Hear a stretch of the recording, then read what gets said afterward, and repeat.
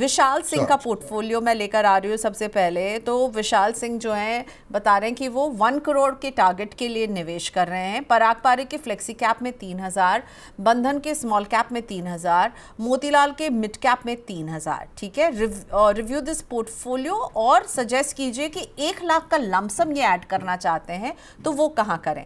Apart from this कि पराग पारिक का flexi cap, बंधन का स्मॉल कैप, मोतीलाल का मिड कैप है, ये 1,500 और ऐड करना चाहते हैं। विशाल कह रहे हैं एक और स्मॉल कैप बता दीजिए। सो एक फोर्थ स्कीम जो स्मॉल कैप में ये निवेश करना चाहते हैं 1,500 प्लस 1 लाख का लमसम, 15 ईयर तक निवेश करेंगे, स्टेप अप भी करेंगे 10% से, और 1 करोड़ का टारगेट है। अनूप, आपकी व्यूज।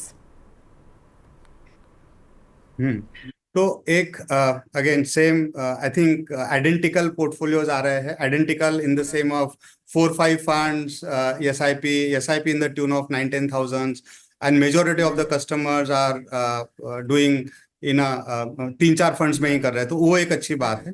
स्मॉल कैप के अंदर मुझे ऐसा लगता है कि एक जो मोतीलाल ओसवाल का माइक्रो कैप 250 फंड्स है, एक इंडेक्स फंड है, या फिर मोतीलाल ओसवाल का ही ICIC Prudential, if I am not wrong, ICIC Prudential का निफ्टी 500 मोमेंटम 50 एक फंड है। ये दोनों फंड में से कोई एक फंड चूज किया जा सकता है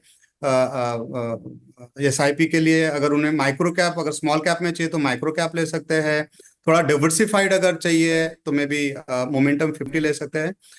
पराग पारेख एक अच्छा नाम है, उसके साथ में may be HDFC focus fund अभी हमने सुना था, देखा था, एक फंड ऐड किया जा सकता है जो एक बेसिकली पीएमएस स्टाइल आप बोल सकते हो, कॉन्सेंट्रेटेड 30 स्टॉक पोर्टफोलियो, जो अभी फिलहाल पोर्टफोलियो में एक मिसिंग है, वो एक फंड हम ऐड कर सकते हैं for a lump sum investment.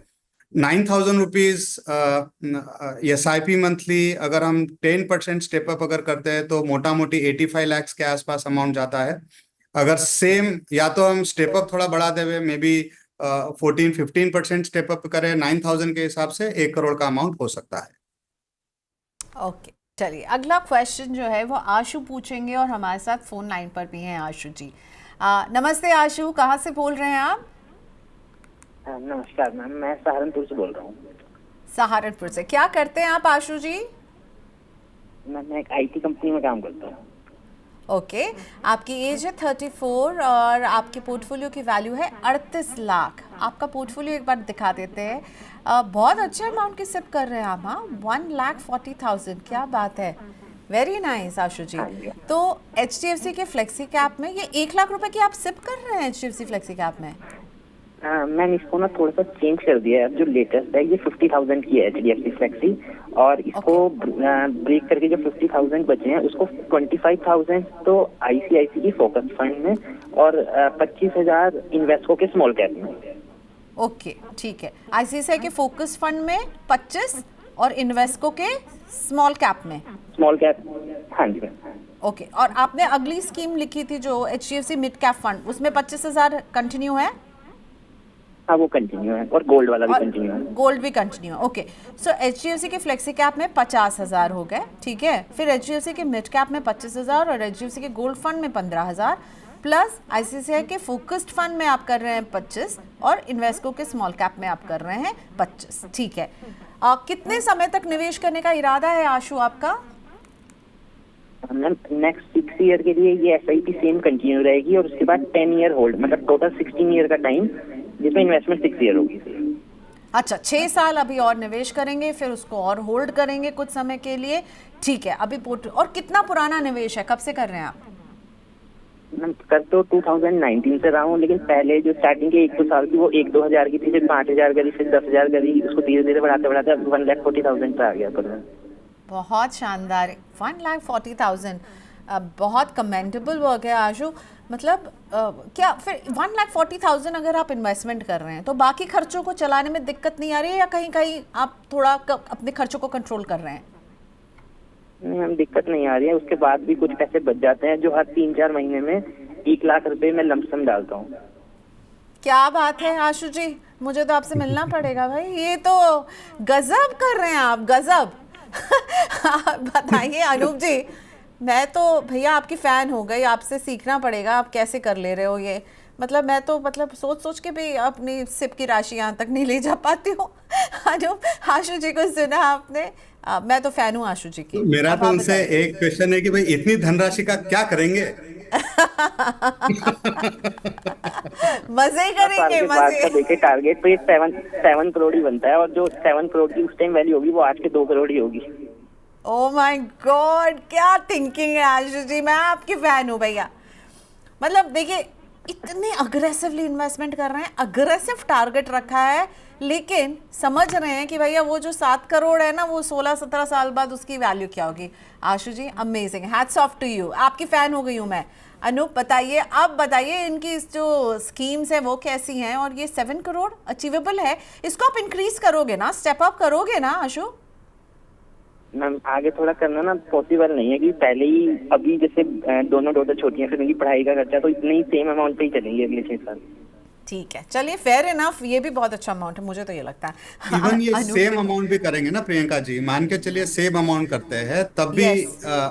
I think he will over achieve for another, if it continues, let's say suppose if it 38 है, another 12-18 years, even if he continue the same amount, like he will over achieve that amount. And another most important है कि इन्होंने जो choices of funds लिए हैं वो काफी सुलझे हुए लिए हैं। HDFC फ्लेक्सी कैप फंड है, one of the most diversified fund, focus fund, small cap fund, mid cap fund. I think the allocation is bang on है। ज्यादा फंड्स नहीं है, अदरवाइज सेम 1.5 लाख के पोर्टफोलियो में I think someone would have done 20-25 funds. Concentrated funds है। Only I can say that कि HDFC mid cap के बजाय कोई और दूसरे फंड हाउस का मिड कैप जरूर देख सकते हैं, या कोई एक फैक्टर फंड ले सकते हैं। मोमेंटम 50 हो सकता है, माइक्रो कैप हो सकता है, या प्योर इंडेक्स डिवर्सिफाइड फंड भी हम थोड़ा सा देख सकते हैं। तो उस ओनली डटे रहे, अज्यूम करते हैं कि अगले 15-20 साल अगर रहते तो ऑलमोस्ट 10 करोड़ प्लस इनका अमाउंट हो जाता है। And he is doing lump sum investment also, and his age is just 34, so almost हाथ में 15-16 साल है। इवन नॉमिनल जीडीपी में लेता हूँ 12% के हिसाब से अगर हम देखते हैं तो ऑलमोस्ट 10 करोड़ होता है। मैं 15% करता हूँ, दैट अमाउंट बलून्स। इसीलिए मेरा क्वेश्चन था आशु जी के लिए कि इतनी धनराशि का क्या करेंगे आप। But I think it's better, like financial freedom, retirement के बजाय एक फाइनेंशियल फ्रीडम एक है।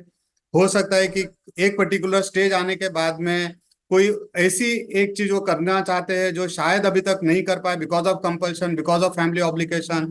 हो सकता है 45 या 50 या 50-55 के बीच में he can take that call and he can pursue his own interest area जो वो करना चाहते हैं, and that can only be able to possible, जो एक फाइनेंशियल फ्रीडम होनी चाहिए, जो शायद he is on his way. Okay, so एक ही मैसेज है आशु जी, लगे रहो आशु भाई, बहुत सही जा रहे हैं आप, लगे रहिए लगे रहिए। लेकिन अनूप जी, एक बात आपने मिस कर दिया, वो पॉइंट इन्होंने कहा था, वो आशु जी है ना हमारे साथ? आशु जी, हाँ जी, हाँ जी, हाँ जी। आपने कहा था ना कि आप 6 साल तक ही इन्वेस्ट करेंगे, फिर उस पैसे को वहीं जमा रहने देंगे, राइट? हाँ, फिर वो होल्ड करके रखूंगा 10 साल एटलीस्ट। हाँ, तो इन दैट सिनेरियो अनूप क्या बदलेंगे? आपने कहा कि 10 करोड़ पहुंच रहे होंगे, तो वो अभी ये पैसा जो है, इनपुट वैल्यू जो इनके पोर्टफोलियो में, वो 6 साल तक ही जाने वाला है, तब हाँ भी जी, पहुंच हाँ जाएंगे जी। ना 7 करोड़ के टारगेट के पास, तो पहुंच जाएंगे, या उससे ज्यादा बना रहे होंगे ना? सो अज्यूम करते हैं कि ये 6 साल तक ये सेम SIP करते तो मोटा मोटी 6 साल के बाद में इनका अमाउंट हो जाता है 1 करोड़ के आसपास, 1 करोड़ 10 लाख के आसपास। और अज्यूम करता हूं कि rest of the money, the 1.1 crore, he will not redeem and he will keep it for another 10 years. And I'll assume that the rate of interest is just 15, मतलब the fund what he had chosen, जो funds इन्होंने select किए हैं, nominal GDP से 2%, 3% ज्यादा करेंगे। तो अगर आप अकाउंट कर लेते हैं 1.1 करोड़, इनका वैल्यू हो जाएगा क्लोज अराउंड 5-6 करोड़। ओके, तब 5 करोड़ भी के जो है आसपास, नॉट 6 5 करोड़। करोड़, तो 7 करोड़ फिर नहीं हाँ जी। बना रहे होंगे? हाँ, 7 इनको करोड़ जो नहीं बना। 6 साल के बाद जो पॉज ले रहे हैं, प्रॉब्ली उसको थोड़ा और लंबा कर लेंगे, तो लंबा फिर 7 खींचना करोड़। पड़ेगा। ओके, बस स्कीम सारी तो आई अच्छी है अज्यूम बस। दैट कि 1.1 करोड़ वॉट एवर द 1,40,000 है, ये कंटिन्यू करेंगे for the next 15 years, and then he will stop and then he will consume his amount. Okay fine, ठीक है। सो आशु जी, दोनों सिनारियो आपको समझा दिए हैं, बहुत अच्छा निवेश है। बस HDFC मिड कैप पर एक बार नज़र डाल लीजिएगा, अदरवाइज बहुत खुशी होती है, बहुत अच्छा लगता है। इतनी अच्छी सोच के साथ आपने पोर्टफोलियो बनाया है और आगे बढ़ रहे हैं और इतने बड़े अमाउंट से आप निवेश कर रहे हैं। हमारी जो है सारी शुभकामनाएं आपके साथ हैं। मैंने पहले ही कहा, मैं तो आशु जी की फ़ैन हो गई। बहुत सही आशु जी, बहुत सही, ग्रेट। प्रियंका जी, क्या ये नया इंडिया है? बिल्कुल यही है नया India. And I am happy कि मैं और आप और आपके जैसे और भी तमाम एक्सपर्ट जो Money9 के प्लेटफॉर्म पर आते हैं, हमारे एक इतना छोटा सा रोल इसमें है समझाने में लोगों को कि जब आप लॉन्ग टर्म के लिए निवेश करते हैं तो बड़े बड़े सपने अचीव होते हैं। आशु जी जैसे कर पाएंगे। I am so happy for Ashu.